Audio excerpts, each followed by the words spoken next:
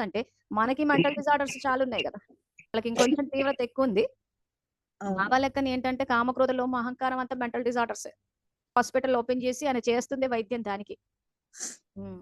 So, ఇప్పుడు ఈ హ్మ్. రకంగా అక్కయ్య ఏదైతే చెప్పారో అంకిత అక్కయ్య ఒకవేళ గోపాల్ అన్నయ్య గాని, నేను చూసినంత మటుకైతే వాళ్ళ ఫాలోవర్స్ ఎక్కువ మటుకు ఈ అన్నయ్యలే ఉంటారు. ఆ రకంగా అంటే వాళ్ళు సైలెంట్ కూర్చోరు.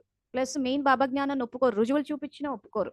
సో, అలా ఎవరికైనా ఫోన్‌లొస్తే ఇప్పుడు ఇందాక అక్కయ్య చెప్పినట్టు ఆశీర్వాదాలివ్వండి, వాళ్ళకి శుభకామ ఇచ్చేయండి, మురళి రెఫరెన్స్‌లివ్వండి.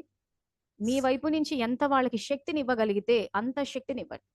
ఇంకా ఈ యుగంలో అంతకు మించి మనం చేయగలిగింది ఏమీ లేదు. ఎందుకంటే వాళ్ళు మేము బాబాని నమ్మము, బాబాని ఫాలో అవ్వము.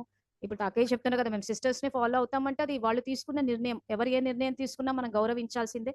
సో, అంతే. కాబట్టి ఇక ఫైనల్‌గా ఎవరు నీచ జన్మలు తీసుకుంటారా, శ్రేష్ఠ జన్మలు తీసుకుంటారా అని నిర్ణయించాల్సిందైతే శివబాబానే మరి. సో, ఆయనకు వదిలేస్తాము. కానీ ఎప్పటికైనా గాని శివబాబాకే నమ్మకదారులవ్వాలి. బాబా